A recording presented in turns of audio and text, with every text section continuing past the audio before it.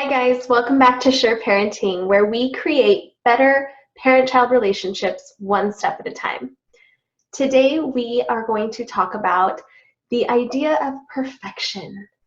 In my book, S.U.R.E Parenting, I say over and over again, there are no such thing as perfect parents. And it's not just a soundbite. It's important that we recognize and ingrain this reality, because if we are looking at somebody else and thinking that they're perfect, we can never feel like we're good enough. If we are thinking that we have to be perfect, we're constantly sitting in a state of failure and shame. As Brene Brown talks about, shame does not motivate change. Shame makes us think that we are bad, rather than this decision or this idea is something that needs to be changed. We are stuck. There's no point in changing. There's no point in learning and growing because we're just bad at this. And that is an idea that I hope to dispel for all parents. There's no such thing as perfect parents. On top of that, your kids chose you. They didn't choose me. They didn't choose the mom down the street who throws the Pinterest parties. They chose you. And you might wonder why, but there's a unique combination of their personality and your personality, and even the flaws that you might perceive in yourself could be exactly the things that they need to learn how to manage, how to deal with, how to grow from. And on top of that, those children might be the perfect people to teach you how to continue to grow and develop. Now, this isn't to say that we just sit back and go, well, nobody's perfect, so I can just stop trying. No, that's not the idea either. But the idea is to inspire you to choose with intention what changes you want to make in your parenting, what changes you want to make in your life, and take the steps to get there, rather than feeling like it's hopeless because you'll never be as good as that one over there. We have to remember that those moms that we see on Instagram and on Facebook and on whatever social media, they're sharing the good stuff. That's the point of these social media platforms, right? I don't want to have memories of the time that my kid, like there was only one, but one of the times that my kid melted down at Target. I'm not going to post those pictures. That is private. That's something that he and I needed to work through, and we did it and we moved on. You know, on top of the fact that I don't really want to remember the bad days, how terrible would you feel if somebody took a picture of you at your worst and posted it on social media? I'm not going to do that to my kids either. So you can look at my news feed and think that I have these perfect angel children with unicorn horns that never ever have any conflict whatsoever. It's not true. They're normal kids.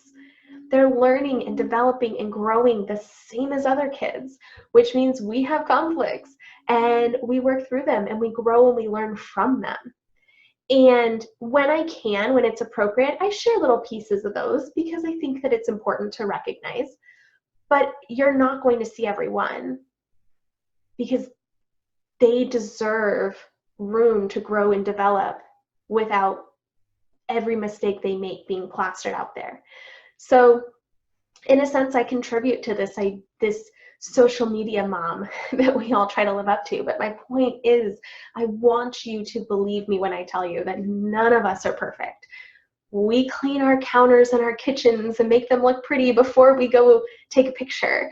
That doesn't mean that our counters are always clean and our kitchen is always pretty.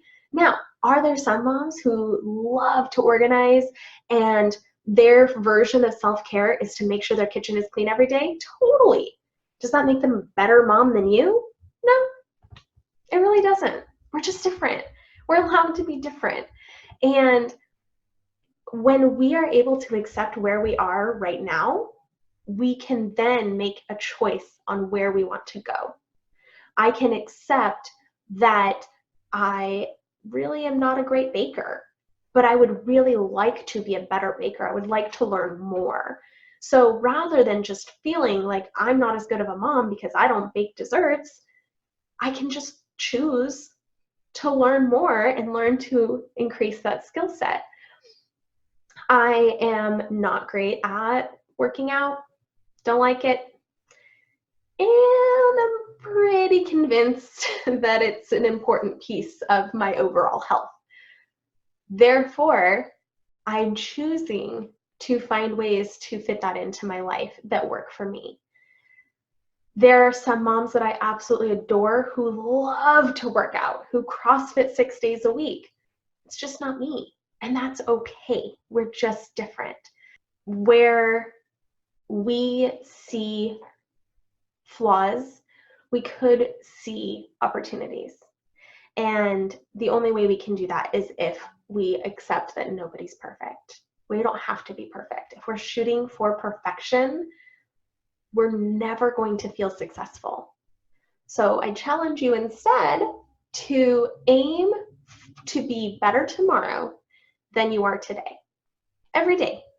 I'm going to do one thing better, whether that's in your parenting, whether that's in your self-development, which impacts your parenting, whether that's in your self-care, which impacts your parenting, whether that's in your health, which, surprise, surprise, impacts your parenting. Whatever it is, pick something, pick one thing that you want to make a small step forward in. And over time, that becomes normal. And then you can pick the next thing, and then you can pick the next thing. When I first started just sort of caring about my health, I just read labels. It was the only change I made, and it made a big difference. And now it's so normal for me to read labels. That doesn't feel hard. That doesn't feel overwhelming. That doesn't feel challenging at all. It's just normal. I go to the store, I look at everything. And because I've done that habit over and over and over again, I don't think about it. It doesn't feel hard to me. So now I can make other changes. I can choose to not have white processed sugar in the house because my kids react pretty strongly to that. So do I. All of us get a very yucky tummy from regular sugar, particularly in excessive amounts. So I can make that change. Is that jump right for every single person right now? No.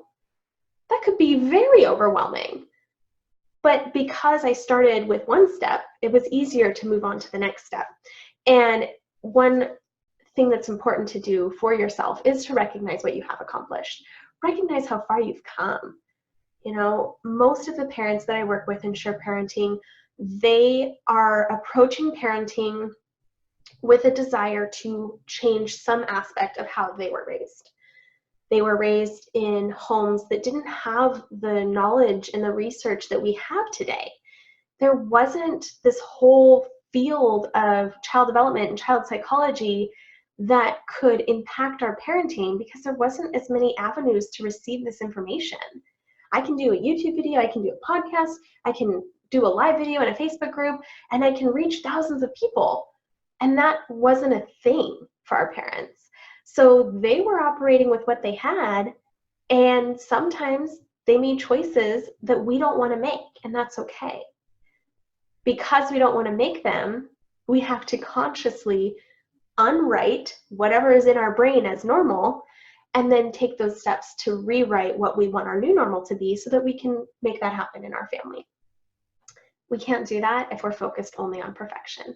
We have to accept that accomplishment comes in little increments at a time. So that is my message for you today. Perfect doesn't exist. Don't beat yourself up for not being perfect. Don't beat somebody else up for not being perfect. Anytime you catch yourself thinking, gosh, she's the perfect mom, remind yourself that that doesn't actually exist. It doesn't. She's not. None of us are, and that's okay. We just might be the perfect parent for our kids because they chose us. Thank you so much for being here today, and I will see you next time. Bye, guys.